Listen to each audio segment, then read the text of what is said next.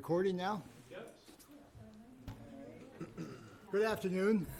I'd like to open the, April 9th, Harwich Affordable Housing Trust meeting. And we have a quorum. We have 4 here. I got an email from Julie this morning that she had a conflict that she couldn't get out of. And she was hoping to get here around before we're done, but we'll see how the conflict goes. And I'd like to start, is anyone here for public comment? Mary, please. Mary Anderson, I was sorry I couldn't be at the last meeting, but I wanted to commend you on getting the RFP out. I was at home doing cartwheels, if you can believe that. So congratulations and thank you. Well, Thank you. Thanks, Thank Mary. you. next time if you do car wheels, I want you to do them here. Let me just make a quick comment because we probably won't have time to go through it today. I first want to thank the several members, or 2 members of our housing committee that's joined us for this meeting. We had a joint meeting last week to talk about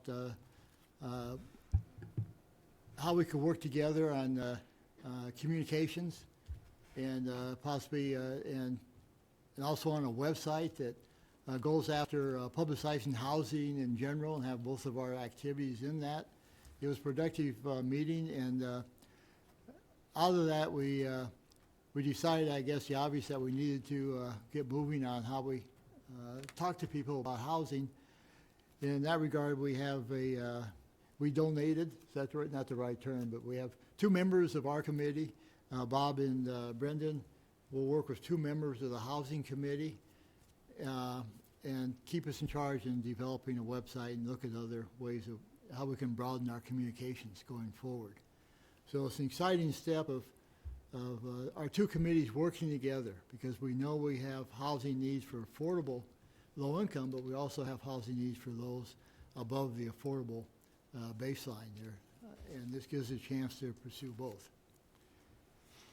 I would like to go out of order of our agenda and move next to Ed McManus, because he's here first, and I'm told he's anxious to to move next to vote. Yes. We don't want to inhibit anyone from voting, Ed. So,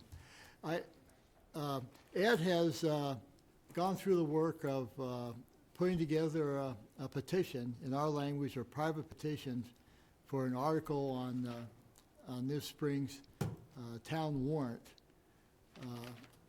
to look at the possibility of expanding our trust bylaws of who we can provide money to from 80% to 200%. And Ed, I appreciate you coming in and giving us what your thought is on that and where you are and how you see that going. Okay. Well, as you know,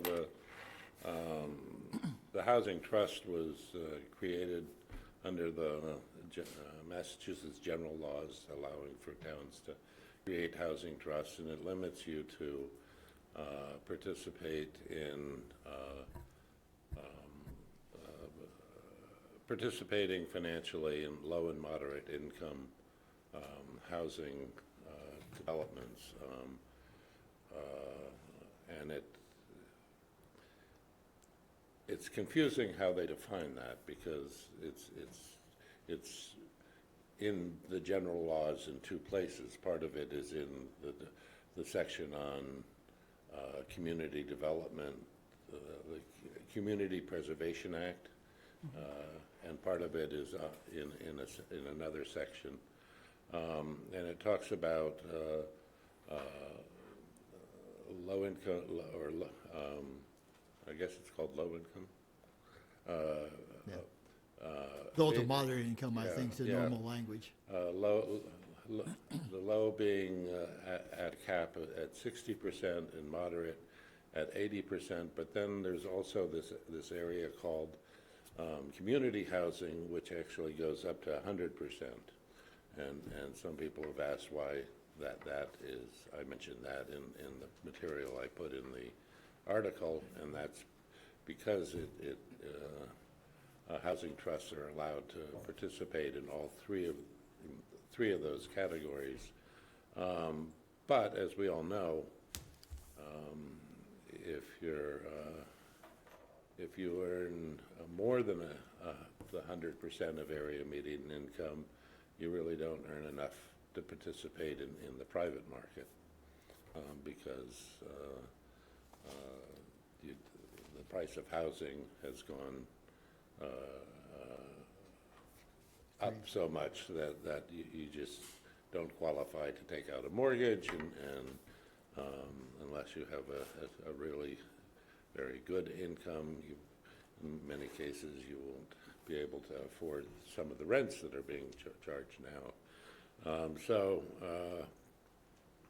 what this bylaw or amendment to the bylaw does is it creates an additional class which is referred to as attainable housing, and it identifies it as that housing that is affordable for those people up to 200% of area median income.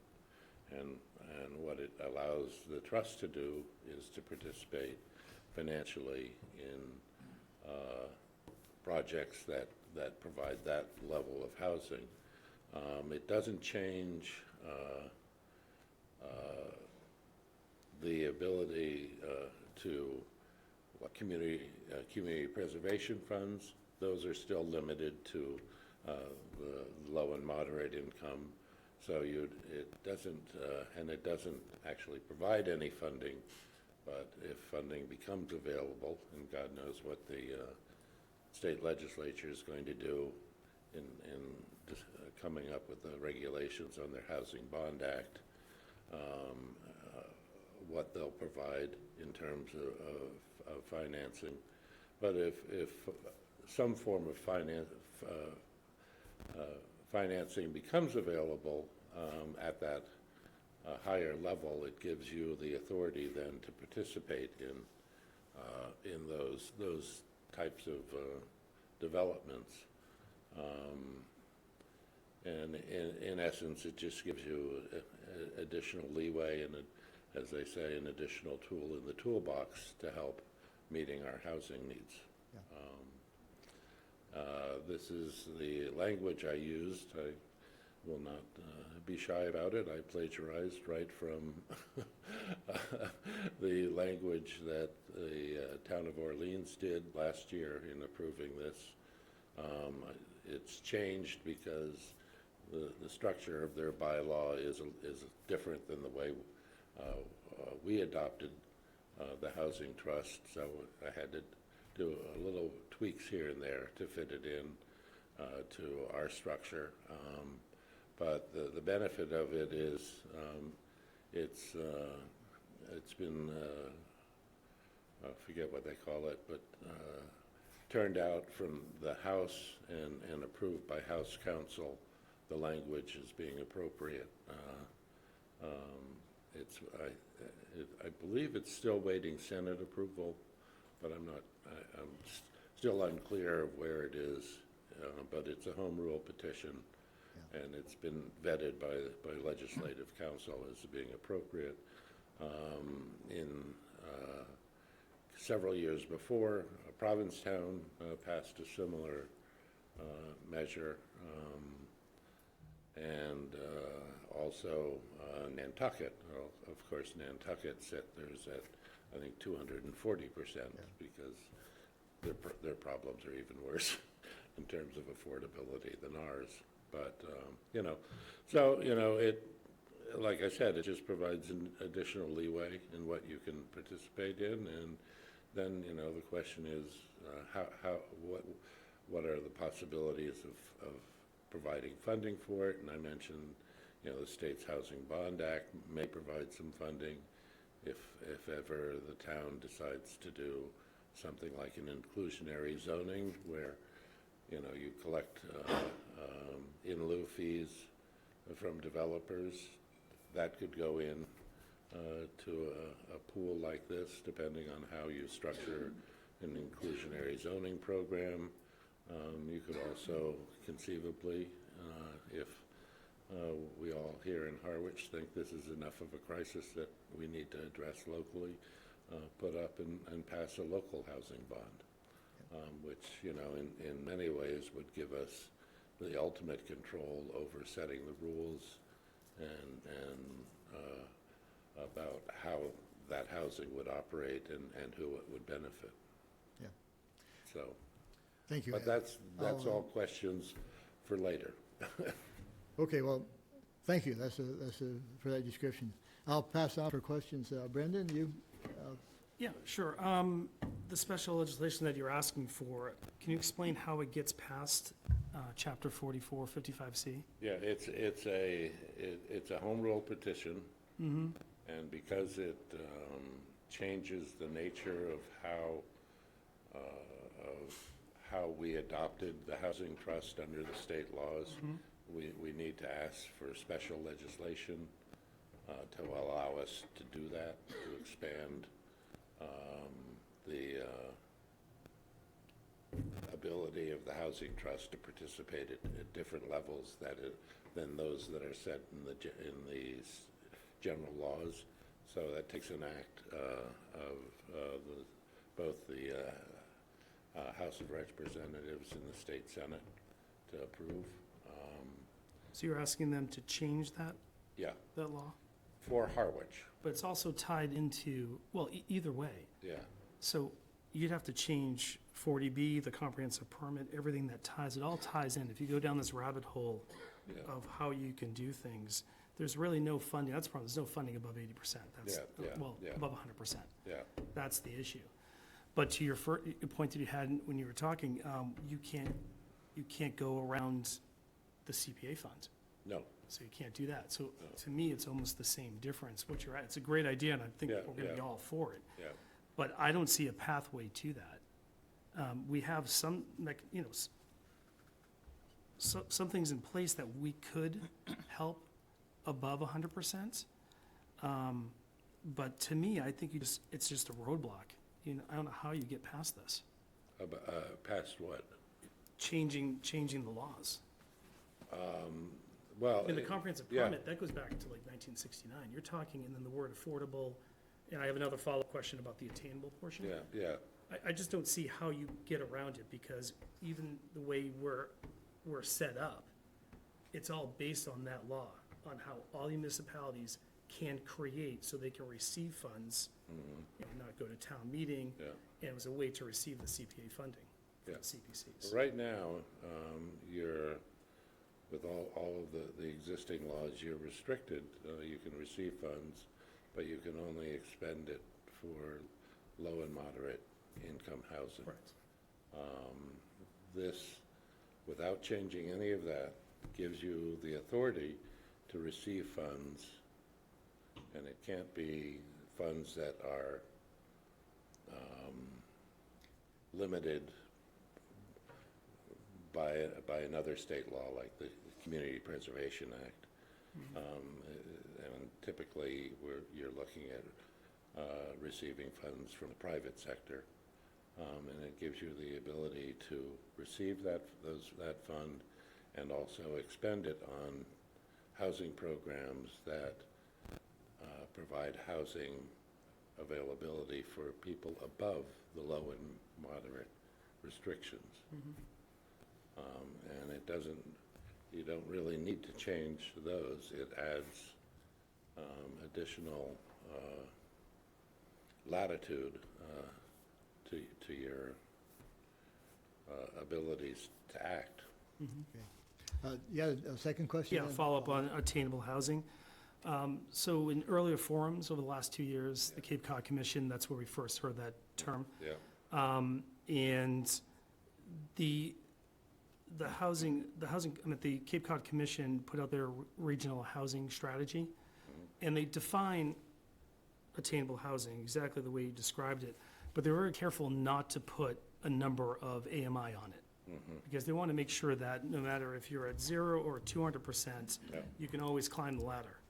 So attainable for them was just replacing lowercase, affordable, yeah, lowercase a affordable.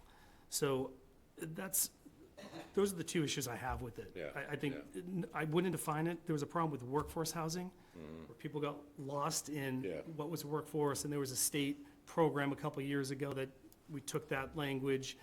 Orleans put out an article that they didn't really like that term, because there's people under 80% that are in the workforce, Yeah. but they're not included, but they want to have workforce money for 80 to 20. So it was just a bad term to use altogether. Yeah, yeah. And I think putting a percent to the attainable is not what the Cape Cod Commission had in mind. And I did speak to the director today as well, just to confirm that thought.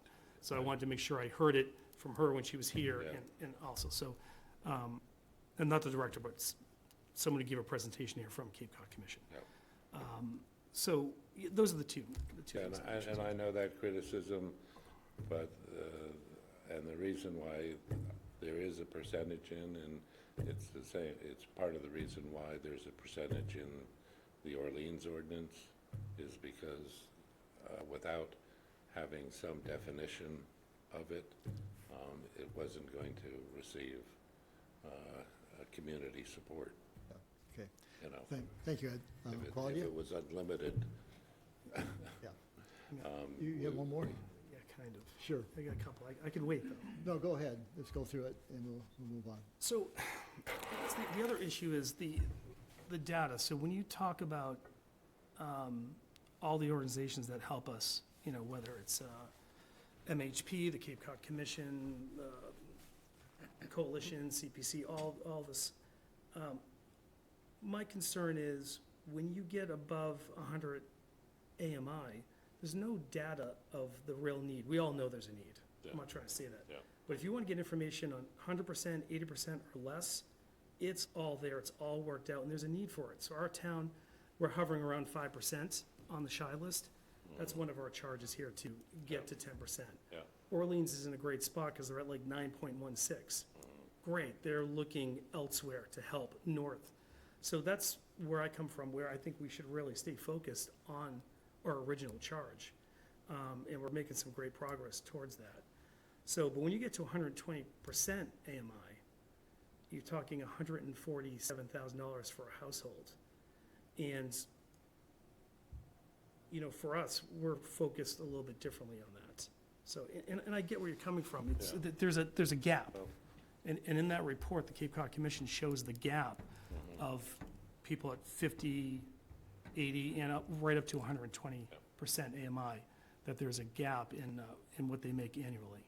So, you know, that was my last point on that. That's it. I guess the point being is if you are looking at developing a housing area, I don't want to call it a project or a development, but a housing area, to the extent that you can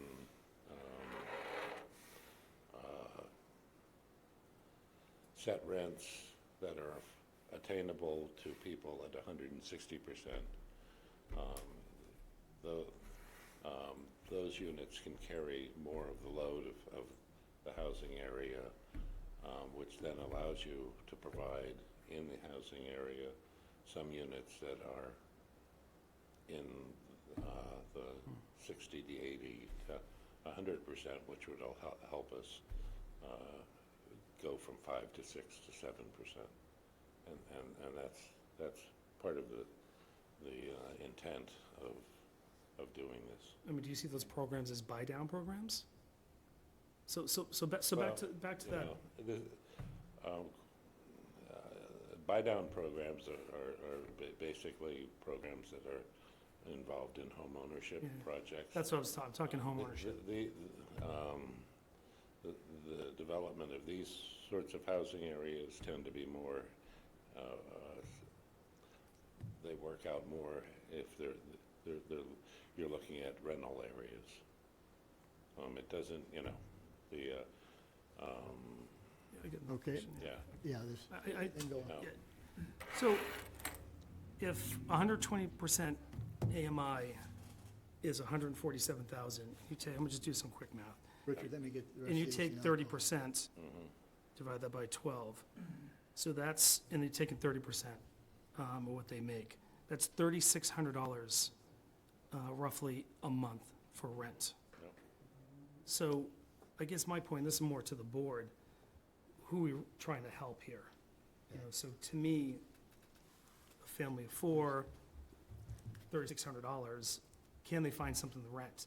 Now, when you move it to buying a $550,000 house, even if it's even available, and Richard could probably speak to that, then that's where that gap comes in. There's a gap, There's- and that's what, I'd like to see a program attack that. Yeah. But anyways, I'm just trying to figure out who, you gotta figure out, you gotta listen to who we're trying to help and what our initial charge was.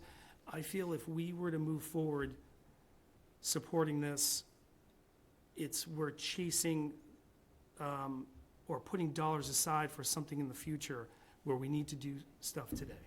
That's all. I just don't want to distract from what we're doing. That's all. Let me go ahead and end that, because right now, we're not asking for, we're not going to take a decision to Yeah, support yeah. or not. This is an informational discussion at the Okay. moment. Let me move on. Claudia? Thank you Yeah. for coming. I know this was brought up when we did the public forum, so I appreciate you doing the footwork to do it. Did Orleans pass, or? Yeah, it's passed, and it's in front of the state legislature. It's passed out of the House. Okay, It has yet to pass out of the Senate, okay, and I'm not exactly sure what the problem is there, but there's a number of things that have passed out of one house and not the other, and right, okay. I mean, it sounds like, you know, if I understand it correctly, the idea is we have funds that are not CPC. So we have the cell tower funds, we have properties properties resold, we have room rental tax. So we have funds outside of the CPC. So this would allow us, if that opportunity came up, to have the ability to incorporate a higher AMI percentage, which, yeah, I mean, we're looking at all these different programs, and, if there are limitations and there are people being excluded, to Brendan's point, it's nice to have that option. And definitely in terms of talking to people who are running these programs and telling, us about the limitations they're finding, especially in terms of attainability, if that's the new word. So I guess, for me, I feel like all it's doing is giving us the option to incorporate a higher AMI if and when it was available, possible, feasible. makes sense. And made sense. So, so thank you. I think that sounds good. I think we keep bumping into it, so whether or not what that Can I percentage answer that? is. Pardon? Can I add to that? Yeah, briefly. So there are programs that we can participate in if we're not using CPA funds, like the Right. cell tower, if we sell a piece of property. Right. I was speaking to Laura again from MHP, and based on the project, if 25% is under 80% AMI, then all the units count. I'm sure we've heard that over the Right. years. And there's also a 20% rule to 50% AMI. So we can participate, but then it goes back to our original charge of trying to bring the inventory list up, right, the shy list. And by doing that, that puts us into that safe harbor, so there's no hostile 40Bs, which would be good for the town. I'd rather have friendly 40Bs. So that's where, because we're at 5%, that's where I'm trying to stay focused on that and climb. If we get to where Orleans is at, absolutely. I understand getting ahead of this, what Ed is suggesting. But I just don't want us to lose focus on what we're really charged to do. Well, I don't think, yeah, I mean, that's not what I'm proposing. It's Right. just an option to have, if that makes sense, if that's something, obviously, we want to focus on where we can create that higher shy level. I think that's Right. obviously what we want to be doing, but I think having the option at some point, when we're in a better position, especially since we don't know how long it's going to take, is, for me, much appreciated. So thank you. Okay, Bob? I'm all set. Richard, and I'll have some, Richard Waystack, and then I'll have a Yes, good comment. evening, Mr. Chairman, and members of the board.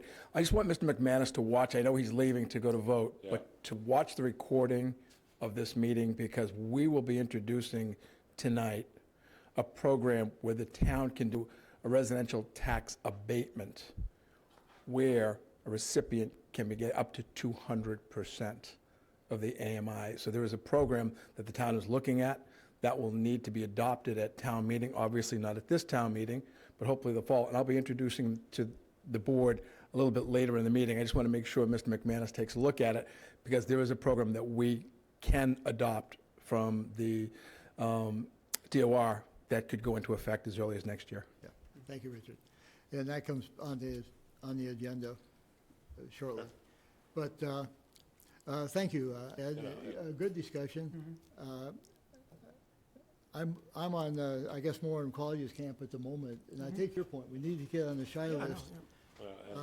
But I've always been a little bit concerned that we seem to tie in the source of funding with how we spend the funds. Yeah. And in some extent, this separates that out. We can look at the source of funds. It does, it's one of the reasons we were anxious to talk to the Housing Committee, for instance, because it does, strategically, it makes it more difficult for us, because if we were looking at 4, 5, 6, what's the numbers? 4, 5, 6 Queen Anne Road. We made it as easy as we could, Larry. I know, and I still screw it up. You know, If we were to look at that today, how would that look to us differently if we bought half of that with CPA funds and half of it with, inclusionary funds money or cell tower? We could use, different housing. bond. So it's going to mean that we're going to have to, You know. think ahead of what our source of funds And are.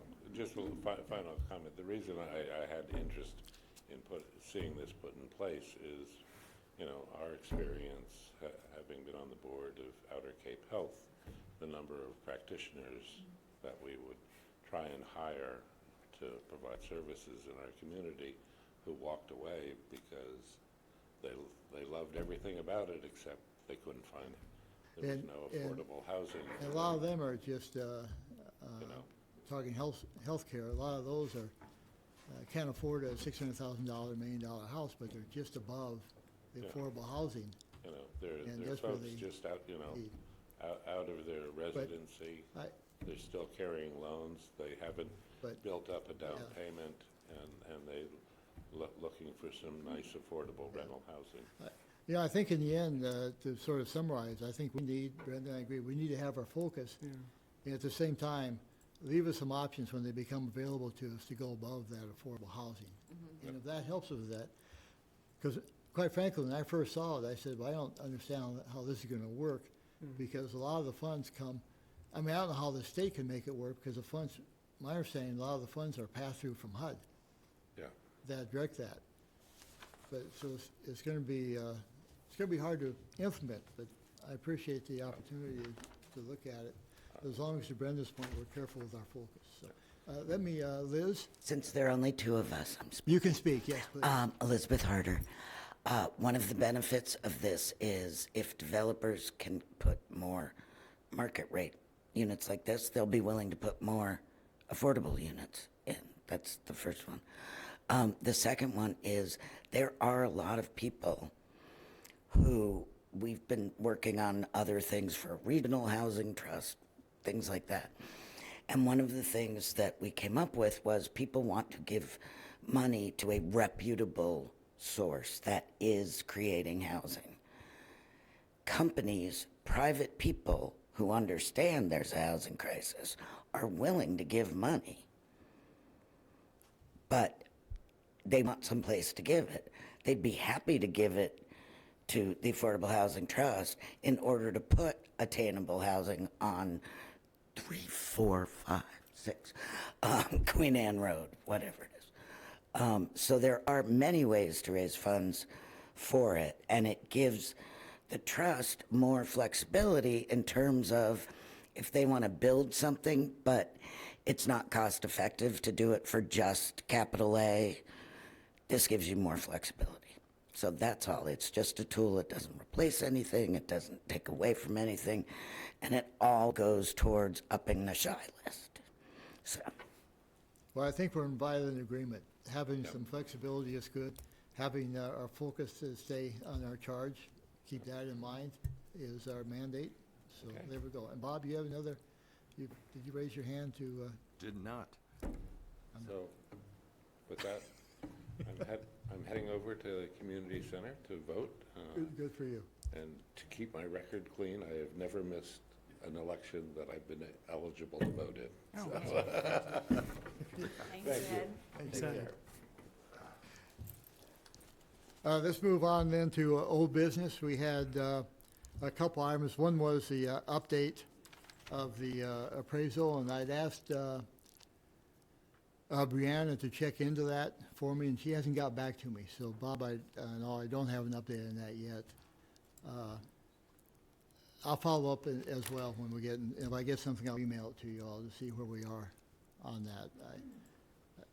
I'm surprised it's not out there by now, the request, because it's not that complicated, but I'll double check on that.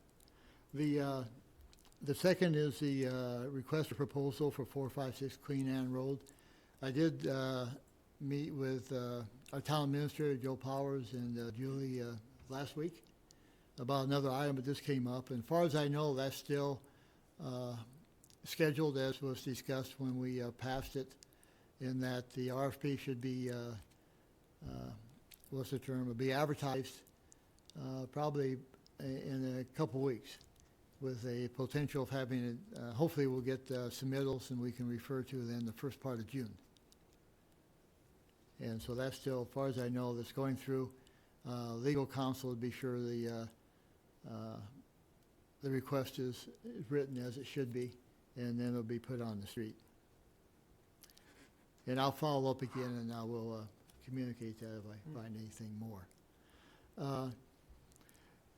The toolbox, and this is, Bob, thank you for the suggestion that we have this toolbox ideas. I want to tackle two of these today. I want to talk first about rental assistance, and I want to turn it over to you, Claudia, to talk about your information. The rental assistance program, as you know, we had talked about going to CPC to ask for a rental assistance program, and we had 2 meetings with CPC, and you know, Brendan, you're with me on both those, I think. They in the end did not approve the money for the rental assistance program, and the reasons was they were, and Bob, you can, I won't put you on the spot, but their primary reasons were twofold. One was that we, Brendan and I, and along with Brianna, had, as Ed said, we're not proud. We're stealing from all the towns around us. And so we had information from other towns on how their RFPs looked for going after a management firm for rental assistance programs. We had examples of other towns on their application forms. A couple of the members of CPC wanted more specificity than that. They wanted the potential RFP written with Harwich in the document, rather than saying we were going to use a document from another town. And they wanted the same with an application be specific for Harwich, which surprised me a little bit, because we were just going to cut and paste, quite frankly, and use that form. But it is what it is. They wanted more information. The other item that they asked for, could we provide more, information on how many applicants we think might be interested in rental assistance, rental help. And we have some information from other towns, but obviously we don't have any from Harwich because we haven't done it yet. Liz, I may pick on you a bit. I won't apologize for it, but I think the Housing Assistance Corporation had a program possibly on this some years back, which wasn't as positive as it might be, but my sense is that may be because it wasn't marketed as well as it should be. So they did, the CPC was still interested. They asked if we could come back again when we had this information. Our assumption is we'll have I hate this assumption because we don't like fall town meetings, but there's a assumption is we'll go for a town meeting and come back for it. I went home then and did some more homework, which I probably should have done initially. But what I do learn is that we have within our power as a trust to start a rental assistance program now, today, using our trust funds. And so what I'm hoping to move ahead on is that we moved to start in a rental assistance program, turn it to Brianna to draft an RFP to go out and put a sum of money in there. I'm suggesting, we have CPC for $250,000 for that. I'm suggesting we start smaller for ourselves, maybe $150,000. That'll do two things. My sense is, just reading the newspaper articles recently and looking at the economy, people are desperate for rental help. And I hate to postpone this any longer. And so I think if we could move ahead ourselves, we could do two things. We could provide more immediate help to some people that need rental assistance. We would also then be armed with information to that CPC request, and is there truly a demand out there? And I don't think they're questioning the truly demand, but they're questioning how much is it? And we can answer that too if we get this moving. So I invite your discussion, and as I said, I'm hoping that we'll move quickly through this, and we can move to start our rental assistance program ourselves. And Bob, I'll start with you, and that's my push. I'd like to make a motion that we allocate $150,000 of Affordable Housing Trust funds to be the seed money to launch a rental assistance program. Okay. Thank you, Bob. Is there a second?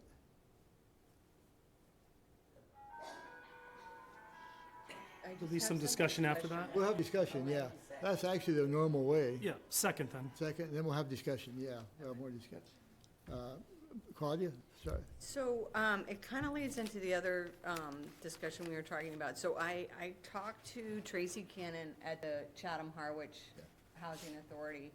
So she was talking about how right now they're maxed out. So I feel like she'd be a great data point in terms of what's the waiting list look like if we needed more information. I'm not saying we need it. It sounds like we can do what we want. But that would be one data point that would be interesting, that they just don't have any money left. So they're turning people away for their rental assistance program.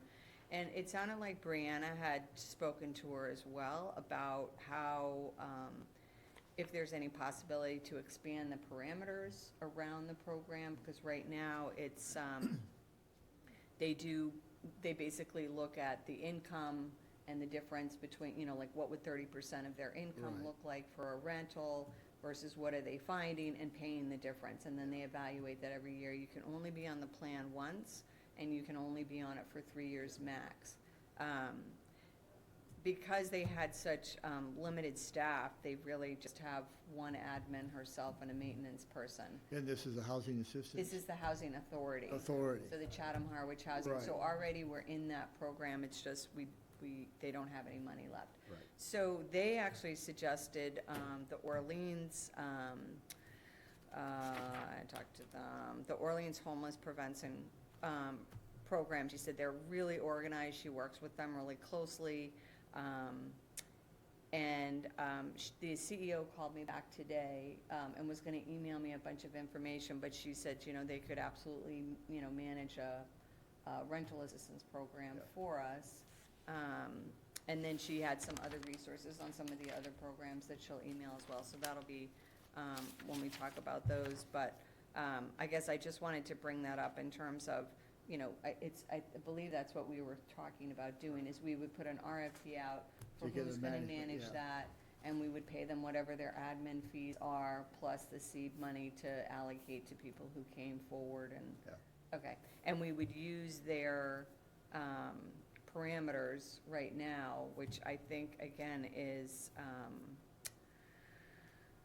trying to remember if it's the 80% AMI. So yeah, is it gonna be for low to moderate? Right. And so there's parameters that we're used to now. Okay. I have some other information on what you brought up, Claudia. Okay. I did some homework on that before CPC, and I found the Homeless Prevention Council will take the program and market it and manage, because we don't have the staff nor the expertise to do it in town, in town staff. Their fee, I talked to Letty, Oh, yeah, Letty called me today. she's amazing. Maybe because she's running for office. She got back to me like immediately. very responsive. But interesting enough, but Hadley Luddy. Hadley Luddy, yeah, she was great. She got back right away and discussed. It's interesting, what I found interesting, I'm trying to sort this out, is they would do it all, market it, run the program, offer case study support, helping people, to get their finances in order, and for now and for the future. And so it's all purpose. Their fees, however, to do that, when you add it up, is about 26% fee for that. And I talked to her about that, and I've talked to another member of the board, said they do a great job on that. The Housing Assistance Corporation will also do it all, but to a less extent. They don't provide that in-house, in their language, case study support to the extent the Homeless Prevention Council does. But what they do is, my understanding is they direct the people to resources that handle that. So they'll direct them to our heads or whatever. We'll give them the same type of information, but it's not part of what they do. And as a result of that, their fee is, I'm told from Brewster, they put that out was 5%. So it's a lot less they offer, but that's they wouldn't actually give me an exact fee I got from another town. They wouldn't react to it exactly unless they had an RFP to react to. But it's a lot less for those reasons, I think. I think if we go forward, that's one of the things that we'd have to do is put the RFP out and then make a decision, because that's a big difference in fees. Are we happy with what one would do was less? And, they're structured a little bit differently. But they would both, market it. They would handle the administration of it. The difference, as I understand, is how much support they provide the folks, the renters. Yeah, when Tracy was talking about it, that was the biggest issue, is they can't do the casework. Right. So that was the biggest, I think for her, without putting words in her mouth, that was the biggest regret, just that they don't have the staff, but that's the biggest piece, is being able to do that casework with people. So I would say, from my perspective, if we did put it out, we'd want to include that, so that Right. people are getting that full, benefit of people understanding their particular situation. Right. I agree. What I don't understand is, fully, or at all, actually, is can that casework be done, it has to be specifically by them, or can they direct them to other folks to get the case, I don't understand it well enough. Yeah, it sounded like they did it in-house. She, when Tracy was talking about that, she was saying that the Orleans Homeless Prevention and Hetch, so the Harwich Ecumenical, Right. Both did a really nice job with it, Yeah. which we would find out with the With the RFP. RFP. And Tracy was very willing to work with us on, being helping with the intermediary type of Yeah. work, so we could talk to her about, like, what would you include, what wouldn't you, and, Yeah. and maybe even, talk to some Fantastic. other groups. Thank you for that. That's great communication quality. Richard? Thank you again, Mr. Chairman. Your assessing department does a lot of work looking at criteria of people. We give close to 300 different assistance out for senior tax credits for those who are having financial difficulty, and looking at the parameters, how to qualify our own residents. There's a set of criteria that is used. So I think that when you put your RFP out there, the parameters are important. Looking at tax returns, looking at income, looking at bank statements, other assets. And we do that consistently. We have a program that the board does. And before the Board of Assessors acts, and it's always done in executive session, we see packets, that are ½ inch to 1 inch thick of tax returns, of bank statements to see, because we're fiduciaries.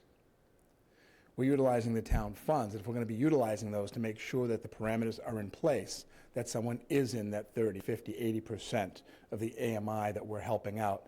So when you do interview, I would highly encourage you in your RFP to look at the parameters that they will use to qualify those who may use these funds, in keeping with what's already being done downstairs. Richard, do I take your comments as an offer to look at the RFP, that we've included that information? I'd be happy to assist you, Mr. Chairman. Thank you. Brendan? Nothing to add. I mean, other than as long as it's for a low to moderate, I'm fine. But all the ones I've looked at are all low to moderate, you know, the 3% low to moderate. It fits, that criteria is set. We're not, that was a different discussion, not this one. Yeah, no, that's This great. one is low to Just moderate. clarifying, that's all. No, that's great. We have a motion and a second. We're not going to do everything, but this, the motion again is not to put something out, it's to ask for a draft RFP to put together. We've had Richard from Assessor say they would help. Claudia with her connections can help get, I'm pushing on you, Claudia, but to Yeah, help I'm on happy that. to do it. Because I think, again, my point is, it'd be nice to put something together that we can get out on the street to see what responses are, and we can start a program, That sounds good. okay? Are we still in open session? We are, just identify yourself. We'll let you Brian talk. Sullivan. Okay. I have no background with a rental assistance program and so forth, so let me just make that clear. But I heard a moment ago, I think you mentioned, that someone can qualify for this for 3 years. My question is, we take somebody and give them an opportunity to be able to afford an appropriate housing unit for rent, and they need the assistance, you know, in order to achieve that goal. And then what happens 3 years later? Suddenly we're providing seed money for them to afford a nice living situation for themselves and their family. And then they get a notice that, well, sorry, we're cutting your rent off and you got to move out. And I'm just kind of concerned, you know, as far as funds that go into not being able to provide somebody seed money that they can benefit from in the long term. Yeah. You know, I mean, and that's just my question. I mean, I have experience with Habitat, and of course, they help people get into a place. So that's my question. I'm gonna I let, wanted to address that. Claudia- What happens 3 years later to these families that can no longer get any funding?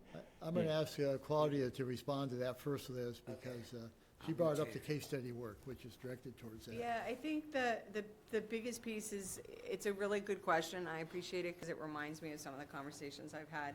And that was a concern, obviously, but part of that casework for the 3 years is trying to work with them all along to try and figure out what happens when that 3 years ends. It's also a question around, do we change the parameters, right? Since we're facing a rental situation right now that's so different than the way it was. They definitely, Tracy admits, when this started, we were in a very different rental market. So I think the question becomes, do we allow expanded parameters, right? If they can only go on it once, ever, or if they only can do it up to 3 years. But I think that that's part of the push for the caseworkers, is to make sure that we're supporting them through those, you know, up to 3 years to try and see what's next. But I think it's also a learning process with the organizations to see, well, what happens next. Anyways, you would have to come back up to the microphone so we can hear you. The Housing Authority gets money from the CPC, got money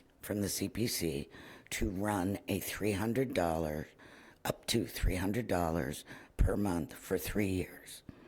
That's the program that has the 3-year limit. Other programs do not. It's only the one that the Housing Authority is doing right now, which is the reason we, at the Housing Authority, wanted to switch to a true rental assistance program, because all the Housing Authority can do is hand people checks. Or actually, we hand them to the landlords. But that's all the Housing Authority can do, is do that for 3 years. The other organizations do not have limitations. And Liz, some of the other towns have gone longer than that. I think one of the towns gone 5 years possibly. So we do have locally, we can do more. We have to see where Right. our funds are. It's the main point of this that I think Larry and I thought came to an agreement on this, is that the rental assistance program does not belong with the Housing Authority because it's a state agency. We're very limited in what we can do is hand out checks from Harwich. Whereas you have all these other organizations that do this at HBC, and they're the ones that have the ability to do the case management and all. So That's, and they don't have time limits. Some do. So, But, yeah. they don't say, all right, well, we tried, bye. They don't kick you out on the street. It's just that the Harwich program that the Housing Authority agreed to administer years ago, that has a 3-year term. That's all. Thank you, Liz. Richard? Thank you. Someday I will sit down with you and talk about how we do things downstairs. Any program that we have, whether it's a senior tax credit, blind exemption, veterans, we have what's called a Clause 18 for those who are infirmed or having hardship. Each of those applications are reviewed each year. And I think you should do away with the limit, because there are people who are going to need it longer than that. Now, the rental situation on the Cape, market rate now, for a 2-bedroom, is pushing $3,200 a month. If those people need it, and that's why the RFP is so important, look at a program where people have to update every year. What has your income changed? What have your assets have changed? What have your bank accounts have changed? And that whoever's going to administer the program does a yearly update. And if someone needs to stay on greater than 3 years, as has been mentioned, they should be able to stay on. I don't think you should limit it. The key to it, and we do it every year, we update all of our programs, all of the assistance that the town gives under a fiduciary role, as it should be.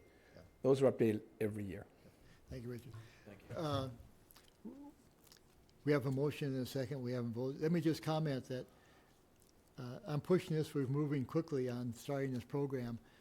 Now we have to work out the details. That's right. So we have a lot of work ahead of us, doing the things that Richard said, the timing and that. Claudia, you're working with help. And I'll sit down with Brianna as well she's a key player in this. And we'll get something by our next meeting or before. If we have something before that, we'll call a meeting to get it going.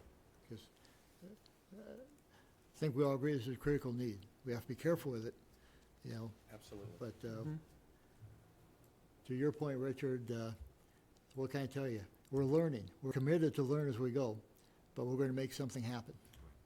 That's our commitment. Okay, anything else? I'll take it. All in favor? Aye. Any opposed? Thank you. Good discussion. Claudia, I'd like to turn it over to you on information you received on other possibilities. It probably fits somewhere in the toolbox, but I'm not quite. I know, huh? Yeah, I think one thing is maybe when Brianne is back is have her come, just a suggestion, because I feel like some of the conversations I've had, people are like, oh, I've had a similar one with Brianna, so I think Brianna, tapping her expertise is great. I'm sure, I apologize profusely to everybody I talk to and tell them I'm just learning, so anything they can tell me, it's just fact-finding. So I kind of took what you and all of us had talked about with rental assistance, which we talked about, the buy-down program, the rehab program, learning about rental escrow, and then the chop houses. Those are 2 things I had brought up previously. So the rehab program, it sounds like the resource group, the TRI, is just, they emailed me today, and I can't remember if I forwarded that, but they emailed me today, and they're all jazzed because the Truro block You grant. did, It yeah. did, okay, great, We have that, includes us. So, and I thought that what they provided was great. They have, like the flyer, I thought was lovely, just things that, whether or not this would be for the website or if we want to post these around town, but just letting somehow, or even, maybe I talk to Tim at the Chronicle and just say, is this something we can put out there to advertise? Or do we ask the, Thank you. yeah, go ahead. We're running out of time, so let me suggest that we have this information, that we digest it and bring it back for a discussion. That will give you a chance to talk about where we want to, and Okay. you guys want to do it on the website. And we'll get Brianna and bring that, take your suggestion on that. I think it's great information. It's Thank you for fantastic. doing Yeah, I that. read it. Yeah. And I wish, because one of the items caught me, Which is over here, but not in. but I'll come back to that. Because I didn't want to leave time for Richard to talk to us about the HUD potential HUD program. And I sent you this, the information from the HUD. And I'm sure you've all studied it diligently. Well, not diligently, but I did read it. Let's go. But I'm hoping you'll summarize it. I will, and the Board of Assessors at a properly posted meeting on April 5th took up this issue. We received it the same time you did at the board, and we talked about it in detail. This is a different type of program. This is like the other programs that we have and that we run through the Board of Assessors, that we can, in essence, do a affordable housing property tax exemption. It's new. This came out March last month, and it allows us to basically offset taxes for those who are utilizing affordable housing not under subsidized programs. And it would have to go to town meeting. Explain that term, not under subsidized programs. It's not, we have right now a policy in place through the town. The Board of Assessors, in essence, discounts a property value by 50% under a subsidized program. Our friends at Pine Oaks, any subsidized program we have, the new apartments at the old Bank Street Firehouse, those will also come into that. But where there are funds being utilized that are public funds going into subsidized or affordable housing, they automatically get a 50% valuation. This particular program, it allows to go to 100%. The board, in our meeting last week, felt that we should be consistent across the board, but it's for an individual homeowner. Brendan, if you were building a house, say on Lover's Lane, and you decided to put an accessory dwelling unit there as well, okay? As a residential homeowner, you could get a tax exemption for that property by providing that accessible dwelling unit. Right. There are a lot of things to go through. It has to go through town meeting number one, has to go through the Board of Selectmen, and the earliest we could do it would be fiscal year '25, which is coming up. It will not be on this year's town meeting. We plan to put a program together from the Board of Assessors that we will do with your assistance, Mr. Chairman, and we would like to jointly bring it to town meeting. And in doing so, hopefully in the fall, that we could get it up and running for next year. Basically, this is for Class 1 units. These are for residential housing, for a single family, if you have, again, an accessory dwelling unit here. And the applicant does not have to be domiciled there. They could have a second property in town, for instance. They could live in town but not be living in the unit that's being done, assigned. And we can basically create the program that we want. So it has to be income qualifying, and what I wanted Mr. McManus to see, could be up to 200% of the area median income from HUD. And just to give you an example, if folks had income of $82,000 or $83,000, and rent could be no higher than, in essence, $25,000 a year, for that homeowner, we could exempt, in essence, half of their taxes, set them aside. Those funds would come from the overlay account that the town has every year, and that same overlay account we use for someone who gets an abatement on their taxes for whatever reason, the senior tax credits, the blind exemptions, the veterans exemptions, the hardship exemptions, all come out of that surplus, the overlay account. And any money left at the end of the year, the board will vote to send it back to the town. Basically, whoever does this, it is run by your Board of Assessors.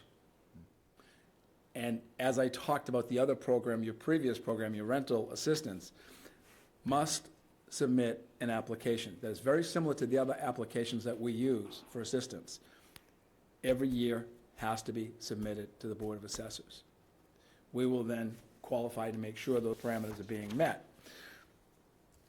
The municipality looks to adopt the following rules. The maximum amount of the exemption, and already we're speaking, we as a Board of Assessors feel comfortable at 50%, matching what we're already doing in the community. The annual occupant household income. So for someone who is utilizing a rent, what is their income? Should they get the exemption or not? The affordable housing rate of rent. What is the maximum rent that can be charged every year? the requirement, the domiciliary requirement of the owner, if any, if we want to have that or not. And basically, any other restrictions or regulations consistent with the law, we could put into place. So it gives us a lot of latitude. The application is very, very similar to applications that we use right now, currently, for abatements. And I love consistency. And again, we are fiduciaries of a fund that's given to us every year as your Board of Assessors. And as you may not know, your Board of Assessors is the only board or committee in town that's required to be certified, because we are fiduciaries of the town funds. And the staff that we have are exceptional downstairs. A lot of our folks are seniors who come in, and the staff are very careful with them. They look at, again, we look at their bank accounts, we look at their tax statements. You went someone this past week, without name, who did not want to submit a tax return. That application was denied. Because in keeping with everyone else we're doing, we try to keep that criteria consistent. So this is a program that we could put in place that could assist folks higher and up to that 200% level, that we could give relief to the homeowner, and we can also cap a rent that would assist those who are renting these properties. So we voted last week to move forward to come up with the program. We'd love to work it with you. If you want us to create the program and come back and meet with you again, we would like to have this as a joint article at the next available town meeting. So that's it in a nutshell, Mr. Chairman. Happy to answer any questions. Yeah, I read this. It's exciting to me for the reasons you say, Richard, but also it's a way to bring additional housing to the area by enticing owners to use their property for rental, affordable rental. So it's a great, and I have no problem with 50%. That's still probably enough to help some people, make them think about renting their places as affordable. So I'd like to sit with you and work with you, Richard, and bring it back to our committee as a whole. Happy to have your And assistance, make it Mr. a Chairman. joint, and we'll, in the next short term, so we're ready for this fall meeting. I will tell you that our next scheduled meeting of the Board of Assessors is Friday at 11 a.m., and we will be discussing this at that meeting. I'll try to join you then if I may. Thank you. Any other questions from the board? Please, Claudia. It's a deed restriction, is that right, or no? It's not a deed restriction. No, okay, I'm thinking of Chatham's putting something through right now, so this, I'm just trying to. I'll be my frank head with you. around it. It's not been well received by assessing boards across the Cape at this point. Part of it, it just came out. It came out in March. Nothing can be done for this year's town meeting or for this spring's town meeting. But I could see it if we do have a fall town meeting, putting something together. Bob? Go ahead. You done? Thank you. Is this a year-to-year project? Anything that we do at the Board of Assessors is yearly. Okay. Annually, we review everything that's done. Excuse me. That's one of the ways in which it's differentiated from a deed restriction. Correct. Okay. Okay, Correct. thanks, Bob. Brendan? I'm good. Brendan, I've never seen you not have questions. I know, it worries me. Ed wore me out. Actually, I'll get a call later, Mr. Chairman. I appreciate you coming in front of us. it wasn't as shocking as when Bob didn't have a comment earlier, but it's right up there. That's Thank you. We will meet afterwards, Mr. Chairman, and you're more than welcome to come to our meeting on Friday. Oh, I'm sorry. Go ahead, please. Brian Sullivan. Richard, question. Did you say that on a property with an ADU, that the owner did not have to live there? If, I just use that example, if a person had a second unit on their property, under this law, we could require or not require the owner to live there. Okay. The zoning code on an ADU requires on the primary property for the owner to be residing on their property, and that the ADU can't be more than 1,000 square feet, and the owner has to live in the main house. And That's on the zoning code. and that's great, because we can put that in as a requirement, not a problem. All right, just want to point that No, out I to you. appreciate it, and any assistance you would want to give us, No, we're just- happy to take. Haven't helped written the code, I just Just wanted. gave it. Yeah. Right, thank you. Thank you, you. Brian. Well, I think It might Richard was by talking. way of special permit, if not through the Even on a ADU. special permit, it can't be done on the current zoning code, without having the owner living in the main residence. If I can through you to, could the owner live in the ADU and rent out the main residence? Under the law? Yes. Actually, yes, Okay, I that's, believe so. and that would solve, But he has to be in the residence. He has to be on the property. and that's one of the reasons they have an ADU, and one of the situations we see with so many of our seniors, for instance, who are frankly very overhoused, Yeah. that they don't need to have the large main house. They can live in that 1,000 or 900 square foot ADU, rent out the larger property, which is greater for the families who are looking for housing. The families need those 3 bedrooms. You know, the senior at that point needs 1, 2 max. So that could be a great assistance to those families who are currently looking for housing. So I think, to your point, Brian, this provides more latitude than we possibly have with our town bylaws, and so we just have to match them up. Mention that you still have to follow the code unless you change the zoning code. But either way, it would be a two-family with restrictions. Correct. Correct. Okay, Thank you. We're running out of time, so let me, I suggest, can I make a suggestion that we please. put that proposed letter off? We'll just table that for now. thank you, thank you. That'll come back to us in a short time, so we'll put that off. The only final comments I have is, as I mentioned, by email at least, is I will be at the CPC meeting on Thursday to give I'm told 5-minute summary, no more than that, so it'll be short. And I've given you a copy of what I'm going to tell the CPC. We have updated financial information that's been, and that was their primary request.